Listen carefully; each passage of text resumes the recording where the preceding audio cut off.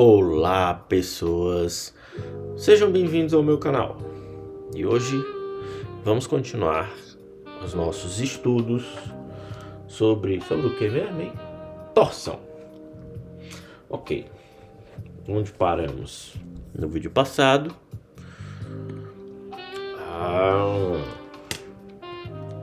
Paramos aqui. A gente tinha comentado a parte de torção máxima. Não. A gente deu a fórmula da torção. E aí ficamos aqui na parte do comentário sobre os eixos tubulares. Bom, basicamente o que a gente fez aqui foi para um eixo maciço, né? Vamos ver agora para o eixo tubular. Então, no caso do eixo tubular, é mais ou menos isso.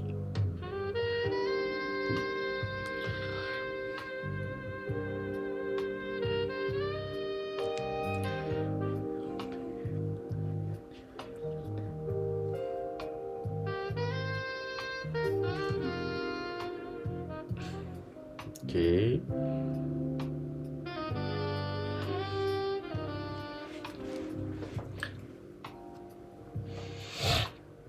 Beleza. Temos aqui um tubo. E a gente vai fazer basicamente a mesma coisa que a gente viu no vídeo passado.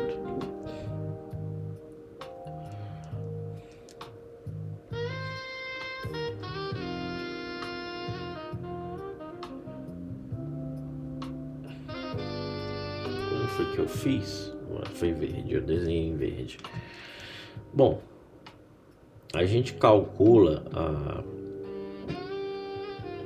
a tensão, né, de cisalhamento devido à torção de acordo com o raio, né? Então tem algumas componentes e eu vou ter aqui. Vixe! Pera aí, vamos fazer assim. Pronto.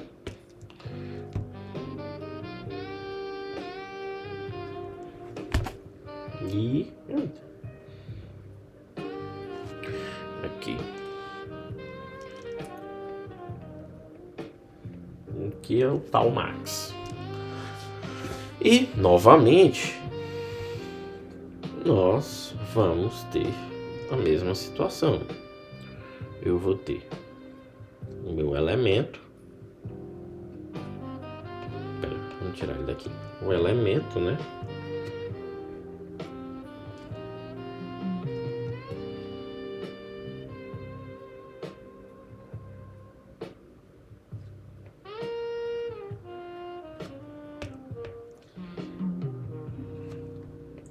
Aqui o elemento.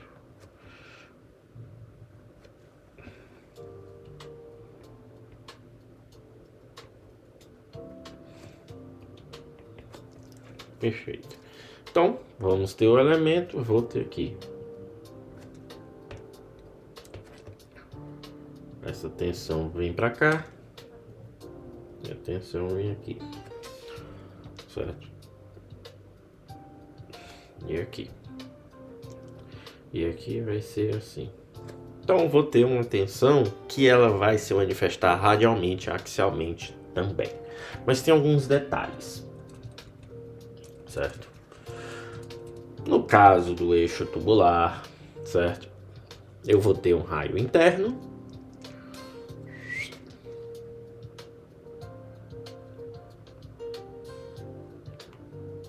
Raio interno e um raio externo.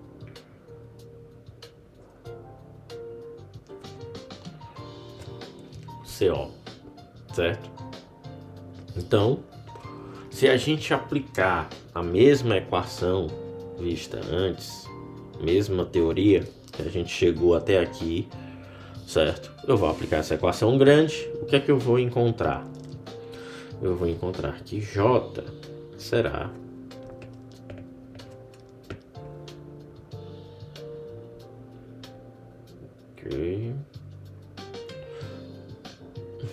certo? momento de inércia será dado por J igual a π sobre 2 dividido ou vezes C0, raio externo a quarta, menos raio interno a quarta. Então, ok. Até aí tudo bem. Como ocorre no eixo maciço, certo? A tensão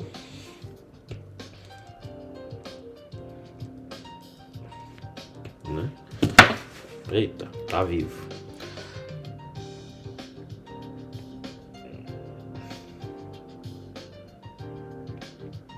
Similarmente ao eixo maciço,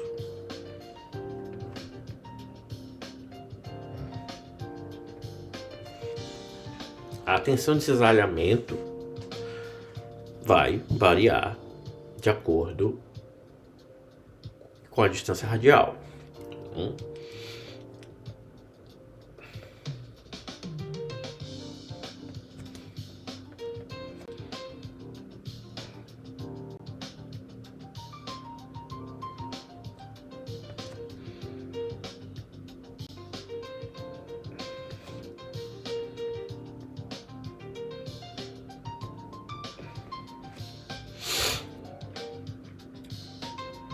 Ou seja, qualquer linha radial, né, eu vou ter uma tensão de cisalhamento diferente.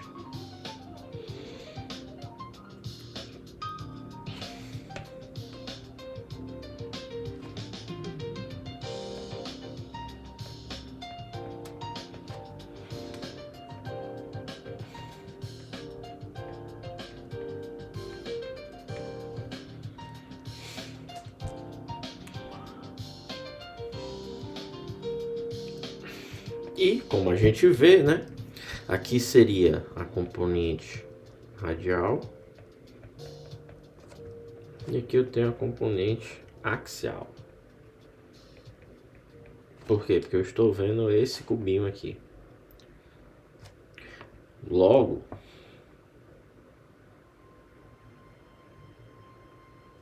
além disso,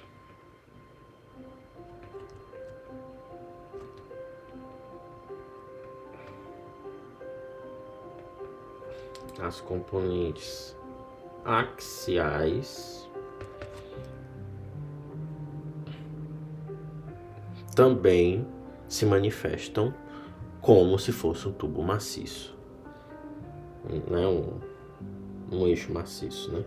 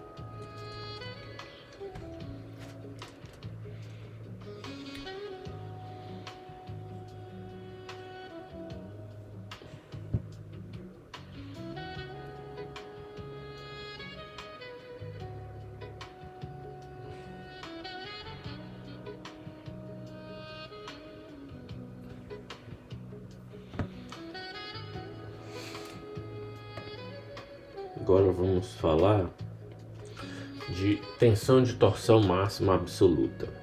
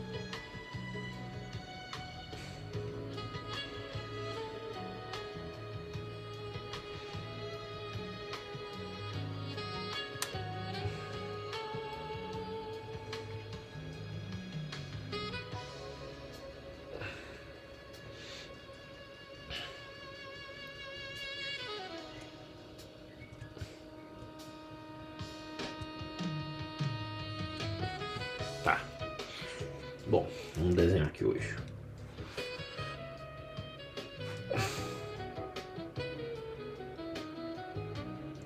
Eita. De círculo, né? Facilitar a vida.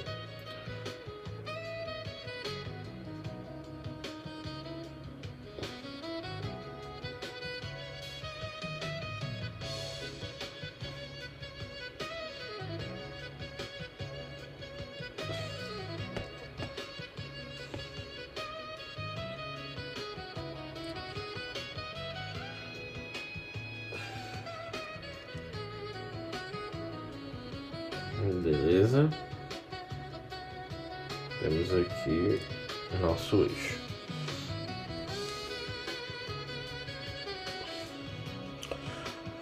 E aí, eu vou ter neste eixo também, vou desenhar todas as componentes, né? Vamos lá. Então, eu vou ter aqui o elemento aqui no meio, um outro elemento num raio mais baixo. Cada elemento vai sofrer um torque que vai fazer uma força, que aí a gente vai usar a semelhança de triângulos. E até aqui nada de novo, né? Nada novo, a gente já viu. Só que essa distância, esse raio é dado por ρ, como a gente viu.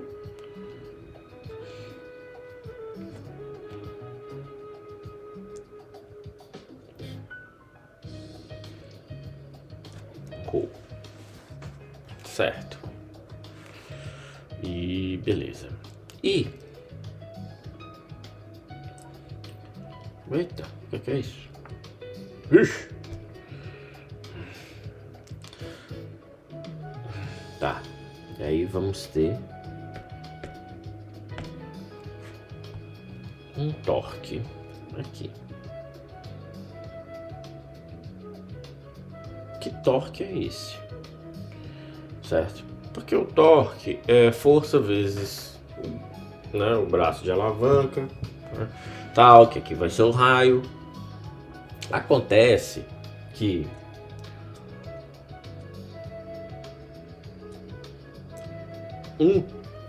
é possível que na seção eu tenha variação de raio no meu eixo, ou é possível que eu tenha um torque externo atuando nele. Então, torque máximo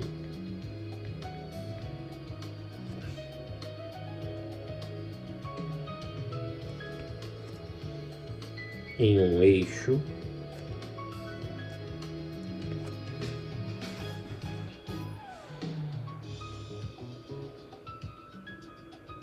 vai ser definido. Não, pera. Depende também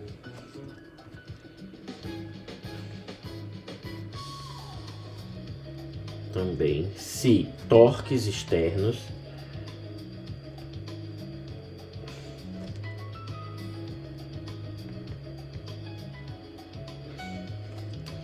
foram aplicados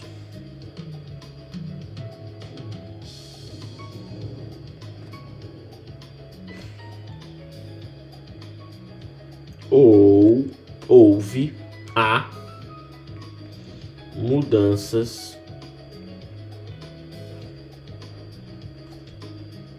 de raio ao longo do eixo.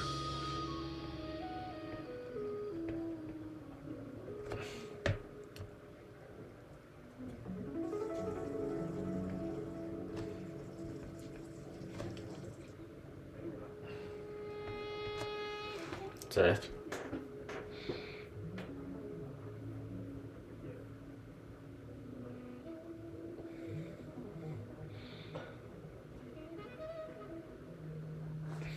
Dessa forma,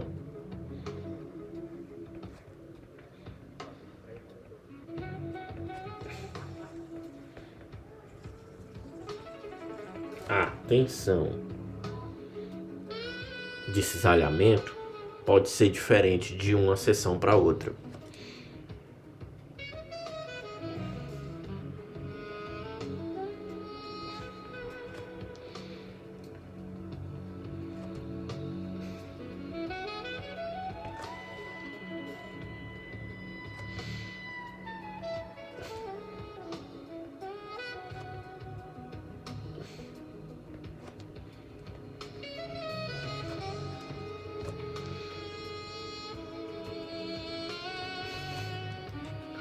Aqui eu vou ter um torque.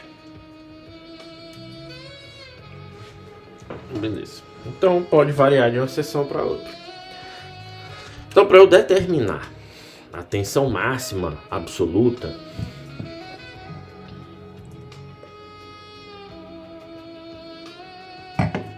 devemos saber qual é o ponto em que a razão torque vezes raio dividido pelo momento de inércia, polar de inércia, é máximo.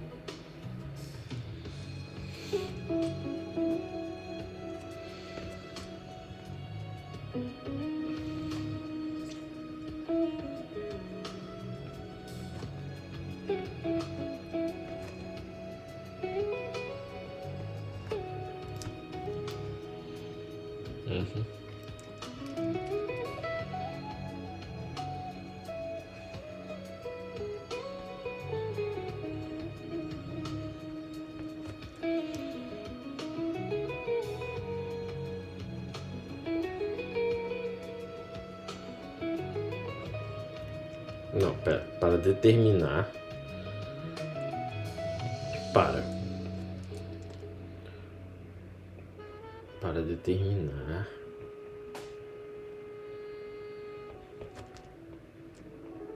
a tensão máxima. Não. A torção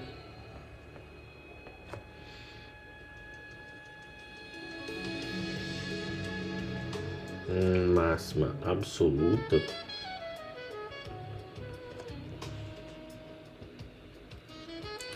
deve-se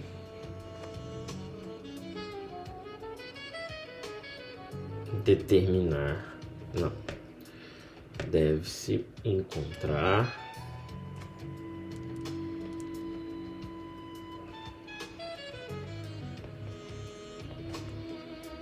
o ponto onde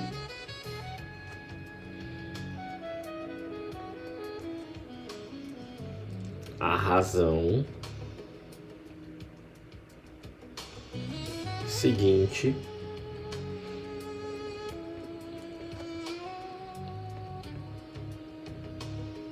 é máxima. Que razão? T vezes C dividido por J.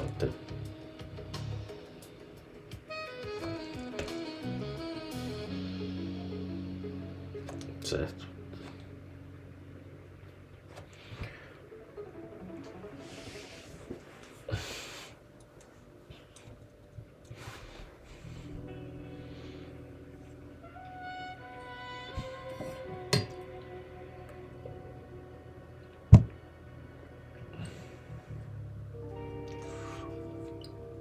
Como é que se faz isso? Bom, você precisa verificar cada ponto ao longo da posição X, né, do comprimento axial do eixo.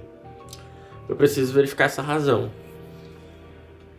E aí eu tenho um diagrama, né, de torque interno em relação a X.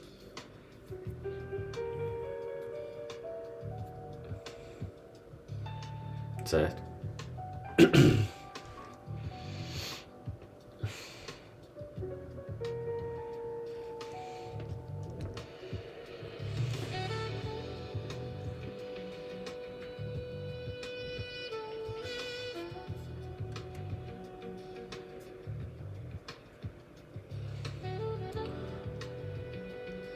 Para isso, pode-se usar o diagrama de torque.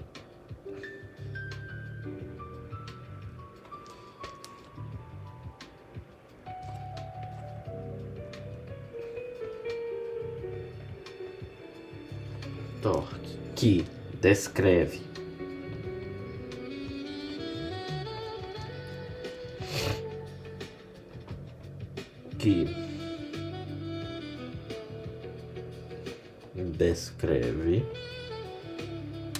a variação de torque interno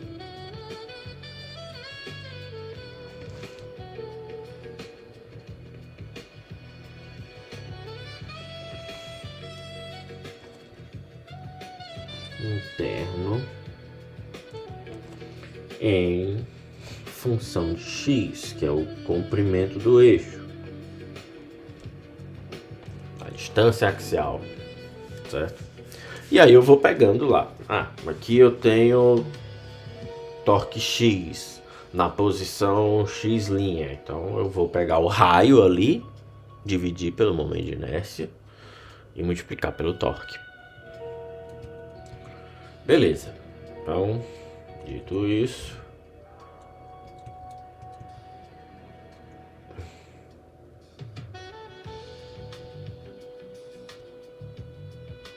ok, tem bastante exercício aqui, eu vou fazer um. Beleza, vamos ver esse exercício aqui. São exemplos resolvidos, é só para exemplo 5.1.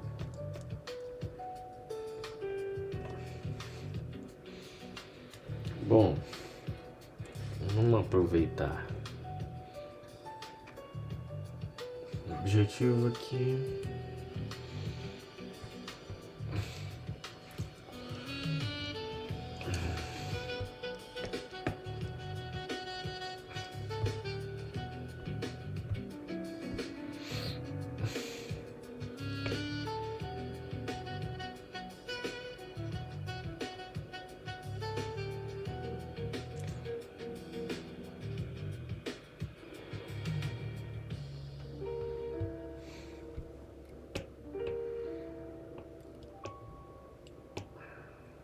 beleza.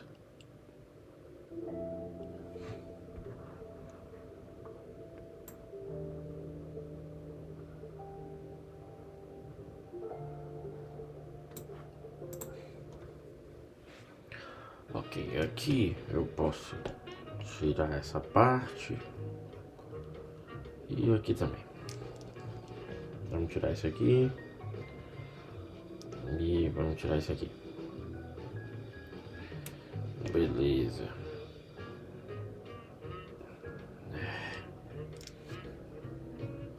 Beleza. Então.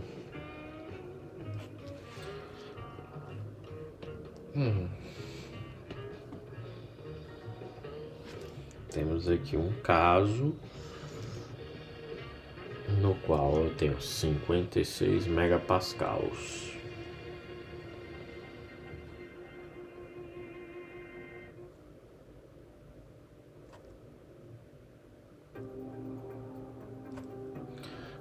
Megapascal.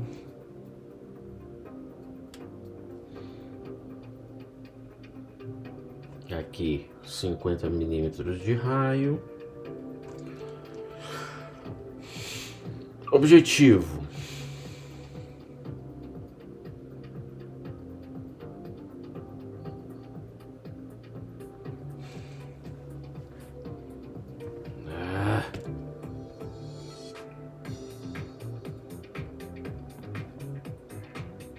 determinar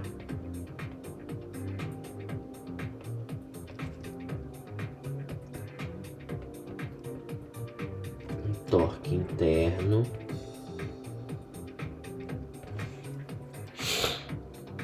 na seção.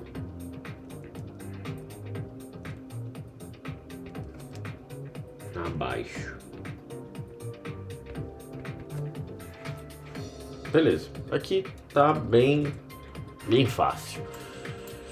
Agora, a gente pode já entrar com a aplicação de fórmula. certo? O momento polar de inércia é o que? Jπ dividido por 2, C, que é o raio, a quarta. Isso vai ser o que? Π sobre 2, 50 milímetros a quarta. Isso vai ser igual a 9,82 vezes 10 a sexta milímetros a quarta, certo? Beleza, a gente já sabe que a torção máxima é 56 megapascal, certo? Essa torção máxima é o que? TC sobre J, como a gente viu, né? Então, aqui é o que? 56 megapascal igual a T vezes, vou só baixar um pouquinho aqui, né?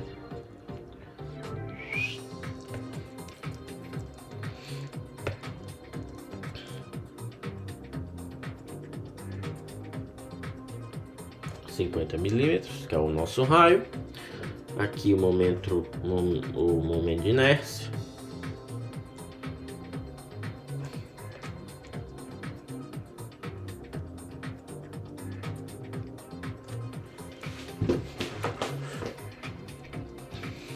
E aí temos aqui então 56 megapascal vezes 9,82, 10 a sexta dividido por 50. Isso aqui seria o que? Milímetro cúbico agora. E aí no fim disso tudo eu teria aí cerca de 11 kilonewtons por metro. Eita, esse metro aí. Sim. Certo?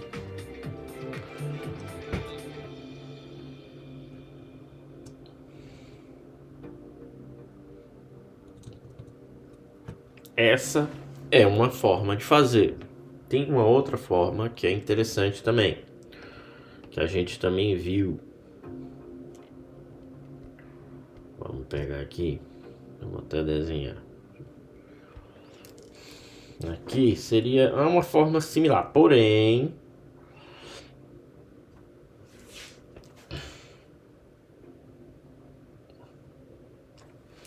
ela é baseada no círculo que a gente tinha desenhado antes. Esse círculo ele tá aqui,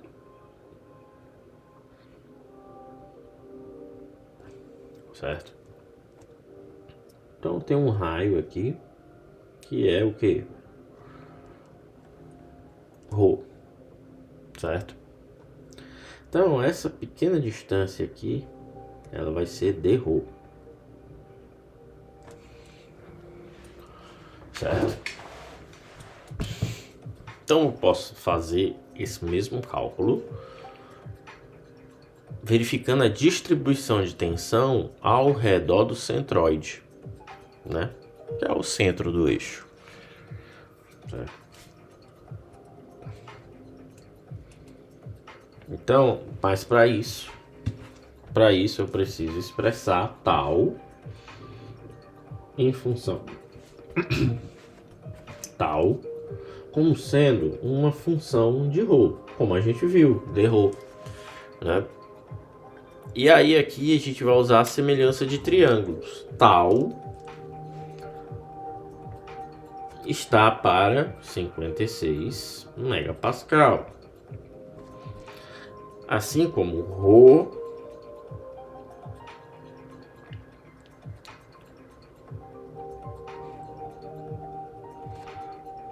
está para 50 milímetros,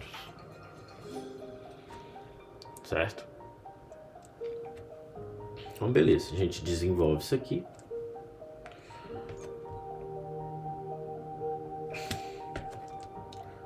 Tal seria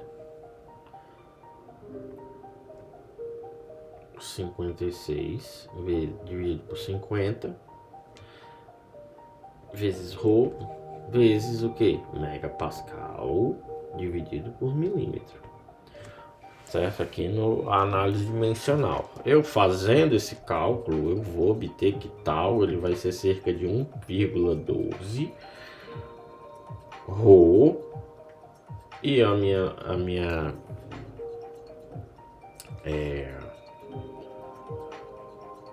unidade seria Newton por milímetro quadrado.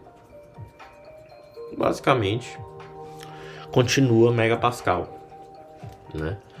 Por quê? Porque o Rho aqui ele entra com a unidade de comprimento, certo? Então essa tensão, ela é o que vai agir diretamente aqui,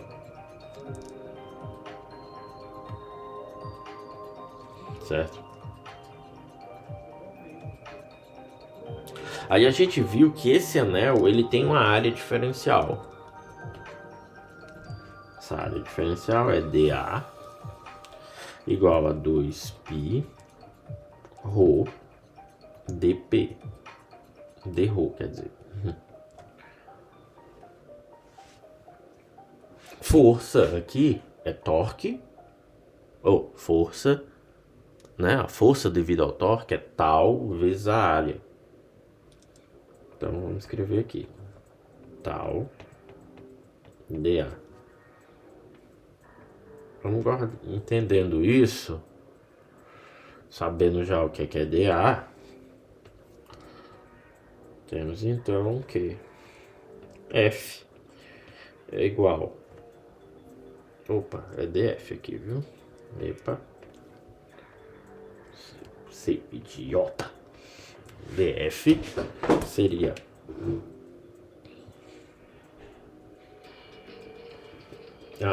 não, faltou uma equação aqui, peraí. E também das equações que a gente viu, dt é o que? Rho dF. Pronto, temos aqui tudo que precisamos.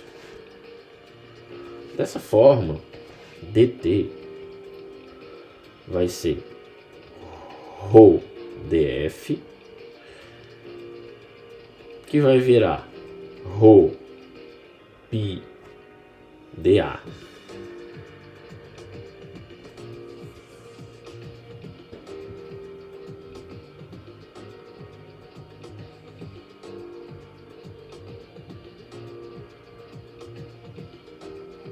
Opa, aqui não. Tal dA. Vou substituir o tal e vou substituir o dA. Então eu vou ter Rho vezes, aí eu tenho tal 1,12 Rho, aí eu tenho dA 2π, agora sim, π, Rho dρ. Isso vai me dar 2,24 e Rho ao cubo d Rho. No fim das contas, eu vou ter que eu vou pegar isso aqui, dt, eu vou integrar. E aqui eu vou integrar também. 2,24 π Rho ao cubo dρ. Logo, isso aqui seria o que?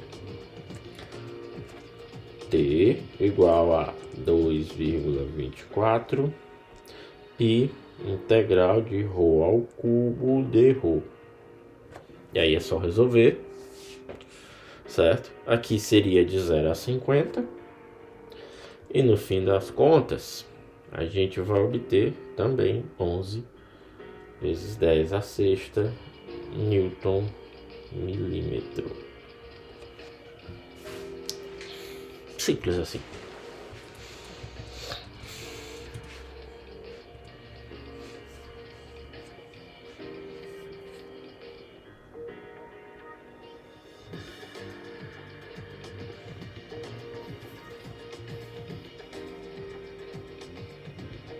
Esse aqui é um problema interessante.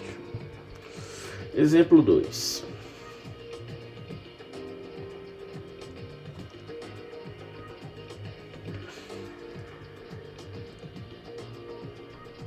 Determinar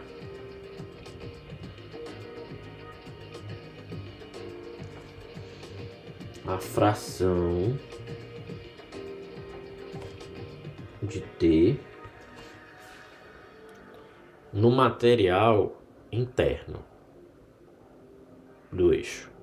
Só que é uma seção. Esse eixo é como se ele fosse um eixo feito por dois materiais, o externo e o interno. O interno ele tem um diâmetro menor, obviamente, né? E ele é coberto por um outro material. Aqui é para a gente usar mais essa técnica do diferencial. A primeira técnica é muito fácil, que é só fórmula. É importante trabalhar sempre com essa parte do diferencial, das diferenciais, porque geralmente os cálculos vão muito nessa linha, certo? Então, a fração de T para o material interno.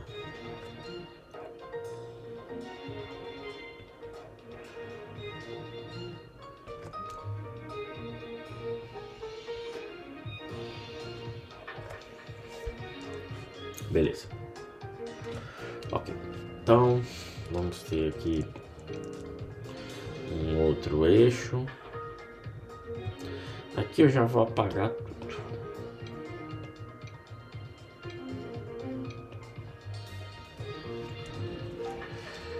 Beleza. Aqui. E eu vou ter um material dentro, né?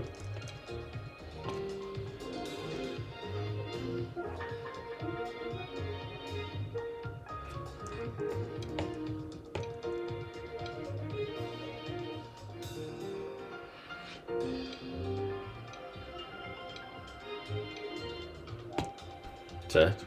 Eu tenho um material interno e esse material ele vai ter um raio de C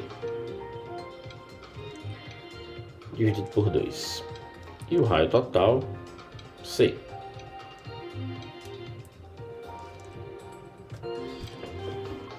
Certo?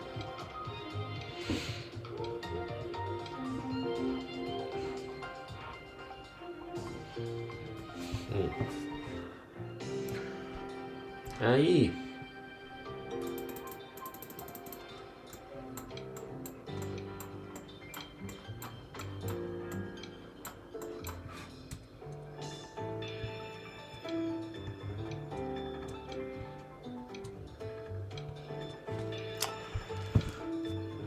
vamos lembrar dessa equação aqui. Tal é igual a ρ dividido por C vezes tal máximo, certo? O que seria isso? A minha tensão no eixo, como a gente pontuou lá atrás, ela varia linearmente, certo? Então posso, que foi as considerações feitas, né? Ela varia linearmente, então eu tenho que tal é igual a ρ dividido por C vezes tal máximo. Então beleza.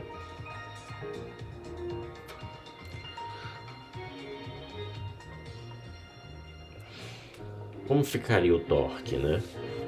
Bom, aí eu vou ter o seguinte.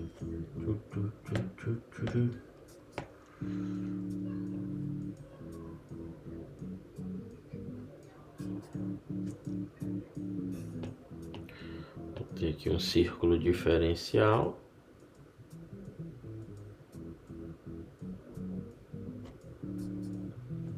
Beleza, vamos desenhar um outro.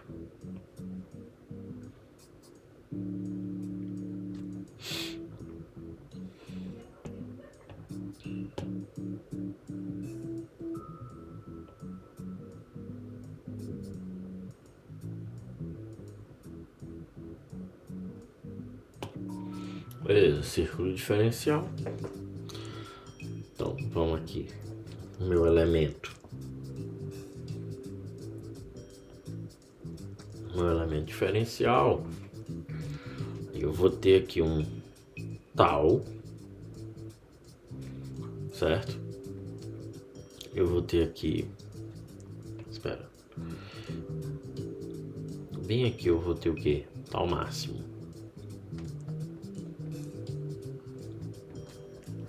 certo? Então, né? E aqui. E eu vou ter aqui um tal qualquer. Em uma distância qualquer entre C e o centro. Certo? Então, esse comprimento aqui, ele é de ρ, como a gente já sabe. Então o torque, nesse anel diferencial, eu vou dar igual como aquela equação, dt, vamos escrever aqui dt', né? É ρ vezes df, certo? df'. Beleza.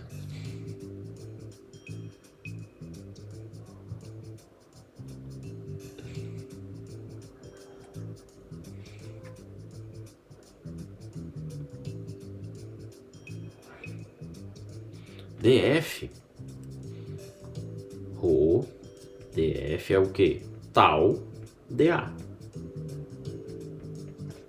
O nosso tal é, então esse aqui vai ficar ρ vezes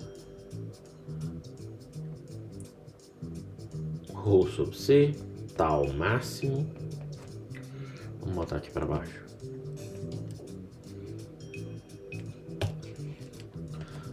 E o que? 2π ρ dρ. Isso é o que? dt. E aí a gente vai cair de novo na integral. A integral do torque. E aí é fácil, né? O que é que eu vou ter? Ρ ao cubo. Então eu vou ter t' é igual ao que? A minha integral. Não, espera. Eu vou ter o que? 1 sobre C, 2π sobre C, tal máximo. Aí sim.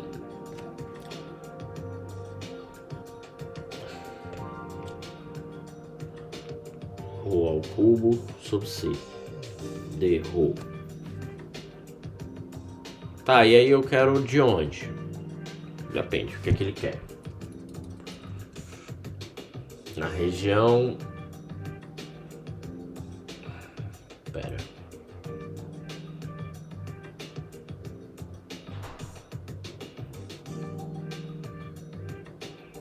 Ele quer... determine a fração de torque para o material na região entre... Para o material... Na região...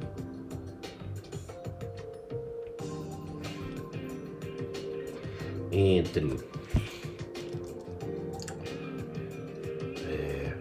C sobre 2 e C. Ou seja... O raio é ali a parte externa, né? Do ponto em que eu tenho os dois, a diferença de material, né? Então tá, então aqui vai ser C sobre 2 e aqui vai ser C.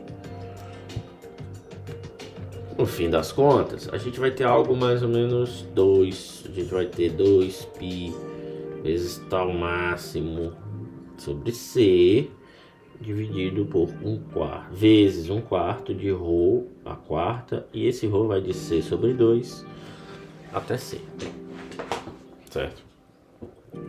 Por fim, o torque aqui nessa região, ele vai ser T', vai ser 15π dividido por 32 tal vezes tal máximo vezes C ao cubo, certo?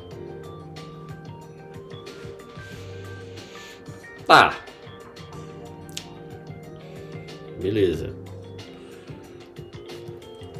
Se a gente pegar esse tal máximo aqui, a gente vai ter aquela relaçãozinha. Tal máximo é igual a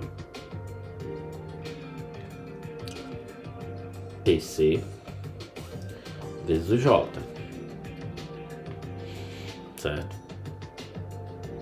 Como a gente fez um tubo maciço, o J é basicamente dado. Então temos tal máximo igual a TC sobre J. O J igual a π sobre 2C a quarta. Pronto. Tá quase terminado aqui. Certo? A gente substitui no fim, né? Aonde? A equação do torque, que é o que a gente quer. Então temos 2T. O que é T? É o torque aplicado, certo? Que seria o que? O torque máximo, basicamente. Então, 2. Não, opa. Isso aqui seria 15 por 16 dividido vezes T. Então, o quanto eu apliquei de torque? 15/16 está na região externa, certo? O que isso significa? Certo? Isso aqui é cerca de 94%, certo? Ou seja, a parte externa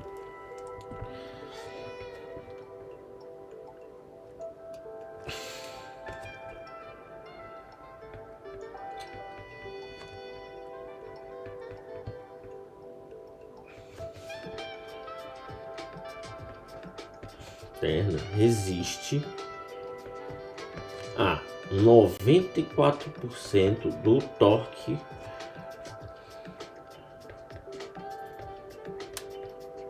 aplicado no eixo.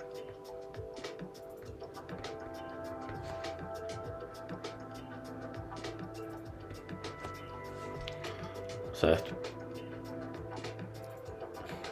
Beleza. Por quê? Porque a gente viu que o cisalhamento ele é maior com raio. Então é natural que a parte externa domine, né, a resistência nesse eixo. Os outros 6%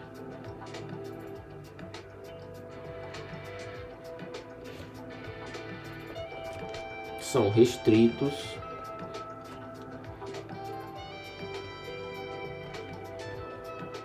ao material interno.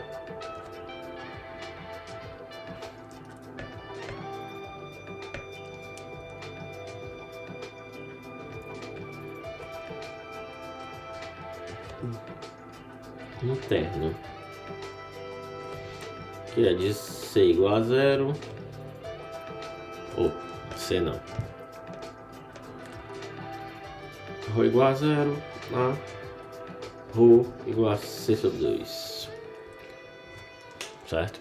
O que isso significa no fim das contas, certo? Então vamos ver aqui, o eixo é mais exigido no material externo, certo? Então,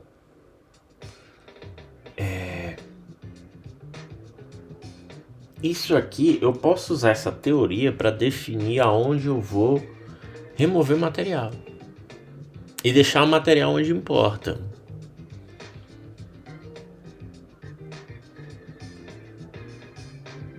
Certo? Por isso que se usa muito tubo, eixos tubulares, certo? isso é só o princípio da otimização de material, né? Tá, beleza. Agora vamos sair um pouquinho disso e vamos para o tópico 5.3. Transmissão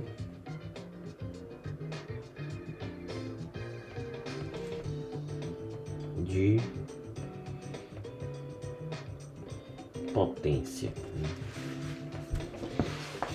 Beleza, vamos embora.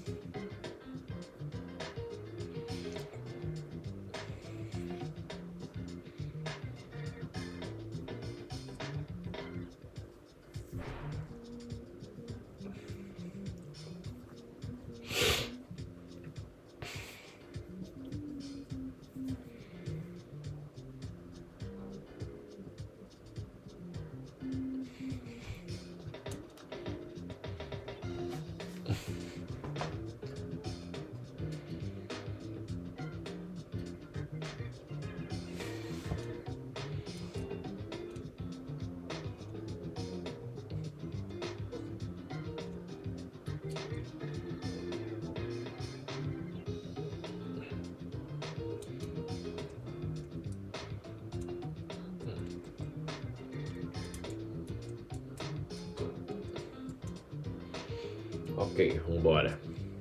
Então, transmissão de potência. Como se espera, eixo é muito usado para transmitir potência, certo? A maioria das máquinas tem isso.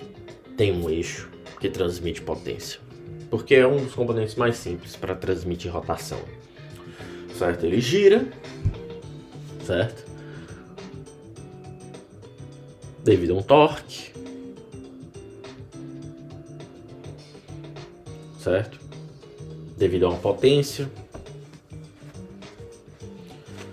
Então o torque pode variar. Agora a gente tem uma situação no qual o torque pode variar. E ele varia devido à potência.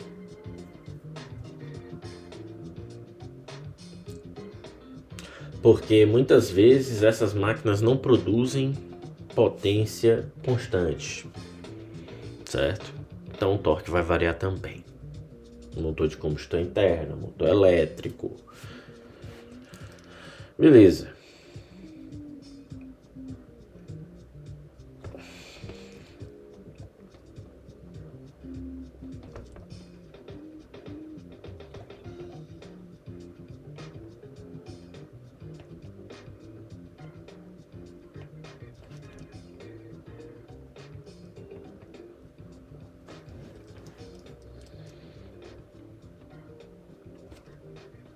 Então, eixos são frequentemente usados para transmissão de potência.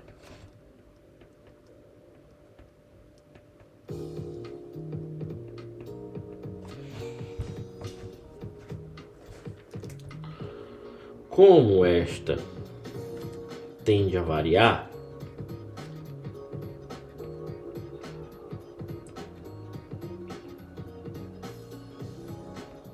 é normalmente variável,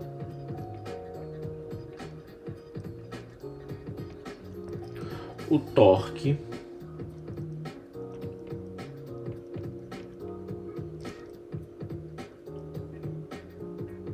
no eixo também varia.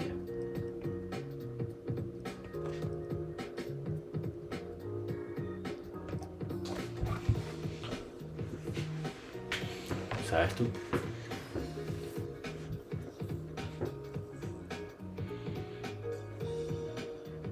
Sabendo que potência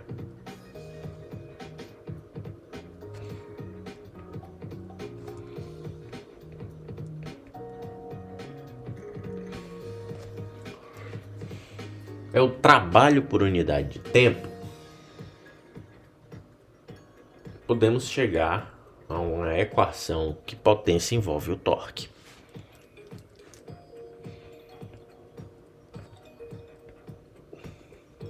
Oh, meu Deus.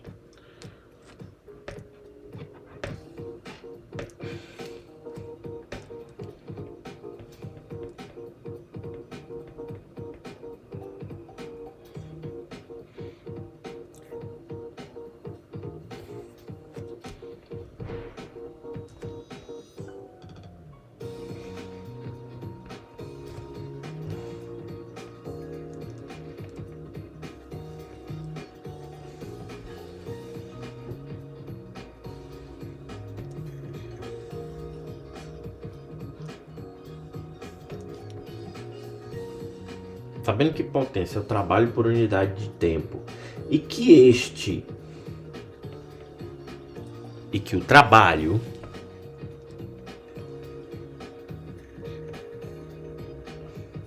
é dado por que o trabalho é o produto entre o torque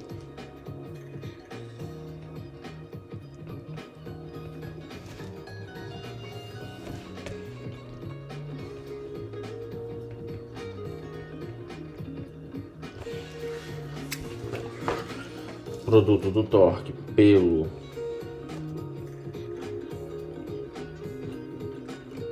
ângulo de rotação,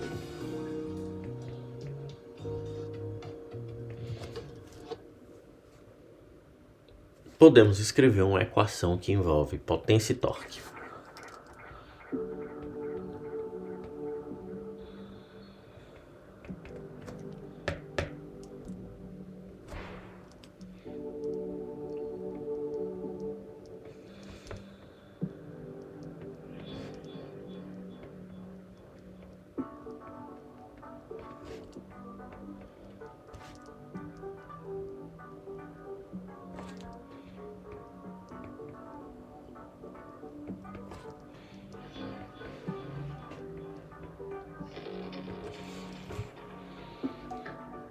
Beleza, trabalho pelo tempo. Geralmente, essa equação é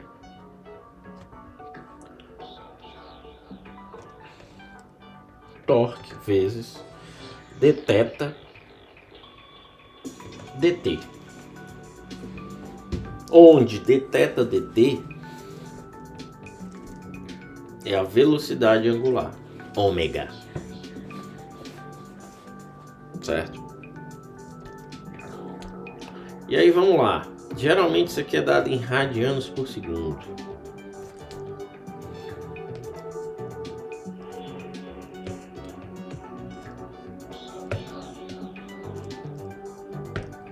Certo?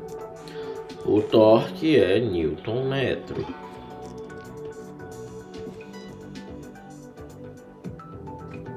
Certo? E aqui estamos falando do sistema internacional, o famoso SI. No fim das contas, isso aqui vai me dar uma potência em watts, o famoso watt.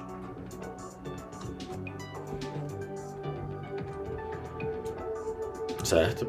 Sabendo que temos aqui o torque em Newton metro. Logo, o watt é Newton metro por segundo. Certo?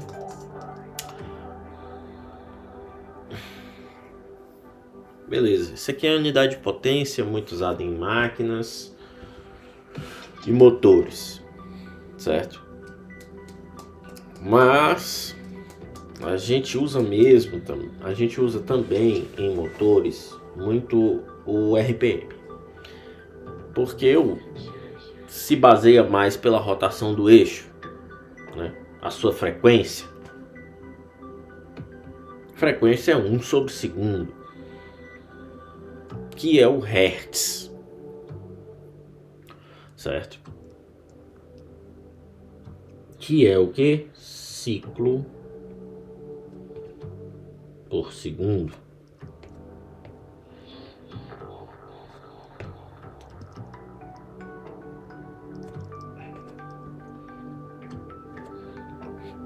Certo?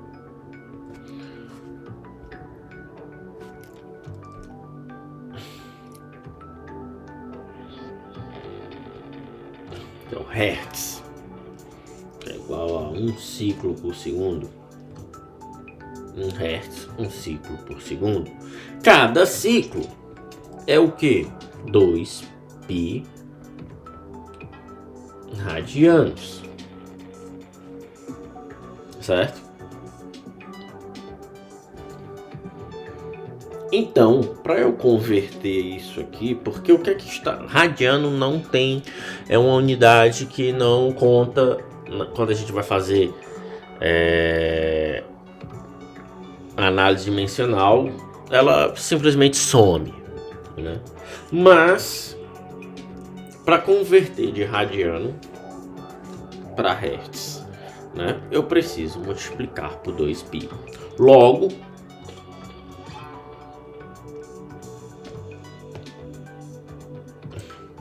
baseado nisso,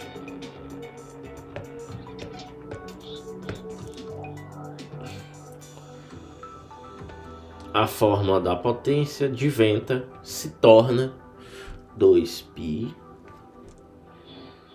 vezes a frequência vezes T. Certo? Por quê? Porque isso aqui é basicamente o que? dt de θ dt seria... Porque isso aqui seria P igual a T vezes o que? Tal vezes ômega. Ômega é radiano por segundo. T, certo. Mais radiano é 2π hertz. Então seria 2π F T.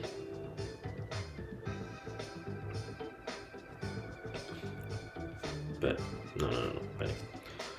Ômega é o que? É dado em radiano por segundo. Certo?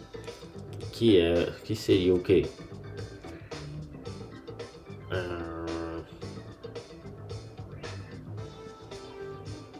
Radiano pela frequência.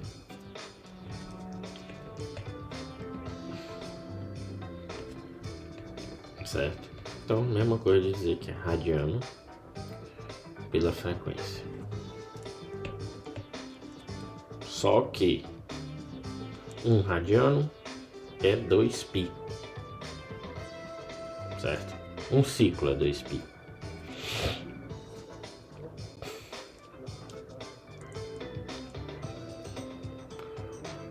Então, vou ter aqui... Não, velho. Oh, droga.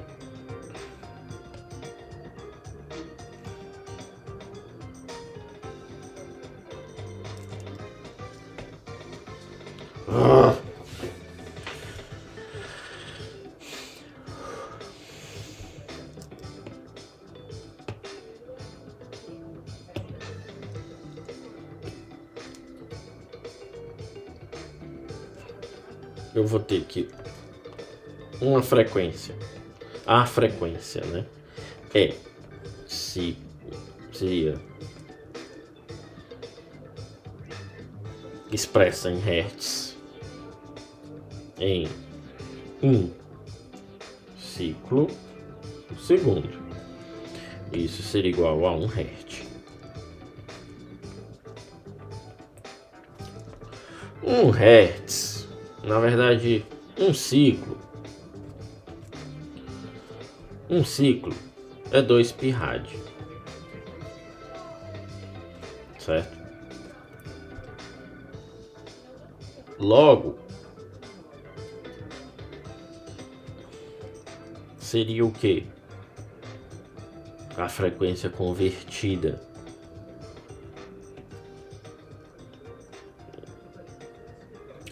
para hertz seria 2π. Não, peraí. 2π. Já sei que é rádio, ok. Radiano não conta. E fez o quê? F, que é 1 sobre S é F. Certo? Logo, a potência fica 2π F vezes T. Acho que é mais ou menos assim. Certo? Então fizemos aqui já, contabilizamos a potência. E no próximo vídeo entraremos no que isso afeta o projeto, né?